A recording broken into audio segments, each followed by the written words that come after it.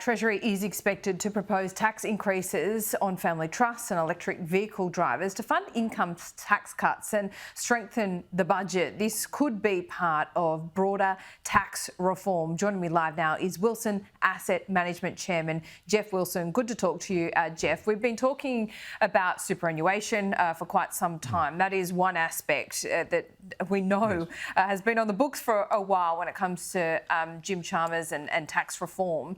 But one measure like that isn't reform indeed. He's spoken at the National Press Club this week and he's spoken beyond that. Now we've got a productivity summit. What do you think can be achieved and what do you think, what do you hope can be achieved in this term in terms of that broader reform? Yes, well, I hope there is real broader reform. And the first thing that the Treasury needs to do is to take the tax on the unrealised gains in super off the table, because there's trillions of dollars in the super industry, and if you want to increase productivity in Australia and you want long-term capital that will support growth and investment in companies, and what a tax on a profit that may never be realised does is discourage people from putting that money in. And that's like that really, it sort of hits at the heart of Australia, which is small companies, young people, sort of the growth opportunities that Australia have. They've been taken off the table. In terms of family trusts or franking credits, effectively everything has to be looked at. I mean, everyone knows that the super system needs reform, but it needs logical, smart reform. And there's talk that the GST is off the table. I think everything has to be on the table because you want a lower income tax. You want to encourage people to work, and we've got to become more productive. Look, I'm not sure the GST is off the significantly. table, and you're right, Geoff. It absolutely needs to be on the table if you're talking about any wider reform, because that hasn't been looked at since it was implemented by John Howard back in the year 2000. We're talking 25 years since there's been any serious tax reform done. But we can cherry pick ideas here. You look at trusts, you look at superannuation, and all these things in and of themselves are a little bit higgledy-piggledy. They don't work in the broader scheme of things. But would you think it would be acceptable if the superannuation changes were looked at with the view of broader tax reform, not just the super system, but across the board, whether that be company tax, personal income tax, the list goes on? Yeah, everything's got to be looked at.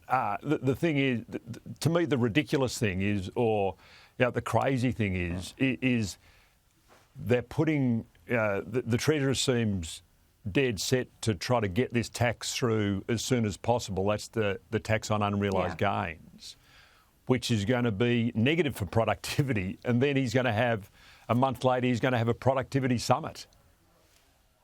To me, that's a really good point. It's crazy. Can I ask, there has been a lot of commentary around this one particular measure as well. I agree with you on the principle, the unfairness of taxing something that you haven't even earned, money that you haven't even earned yet. I mean, for ordinary Australians, that would seem, even if it's not going to affect them, that would seem unfair.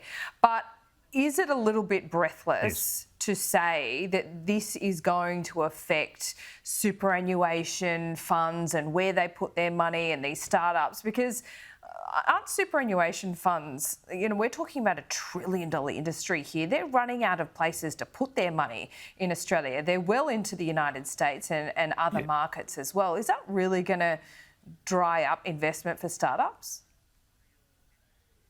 Well, you've got $3.1 trillion are in large industry funds and union funds, and you've got $1.1 trillion are in individual self-managed super funds. Now, that $1.1 trillion, by bringing this tax in, it discourages people from taking risk. They can't have volatile risk capital anymore. So what that money is doing, and we're seeing it. I've talked to a lot of people. We've got 130,000 investors that we manage money on behalf of, and they are looking for just boring, yielding opportunities. They're not going to invest the money in high risk growth companies like say the Afterpays or the Atlassians or the Canvas. Some of the success stories. And you talk to people in the venture capital and startup industry, and I was talking to one yesterday afternoon, and they said it's a disaster in terms of trying to raise capital. It's hard enough to raise capital at the best of times, and that's what you want. To improve productivity, you need long-term patient capital. So the government's creating a structure that for the self-managed super portion, which is $1.1 trillion, stopping it from providing that long-term patient capital that it's been doing for a long time. So to me, it is. It's not only the 80,000 people that are going to pay more tax. Everyone accepts that the tax system around super has to be improved. But it's actually the fact that it's going to change that 1.1 trillion, the behaviour of the investors of that $1.1 trillion. And that'll be significant for small companies in Australia.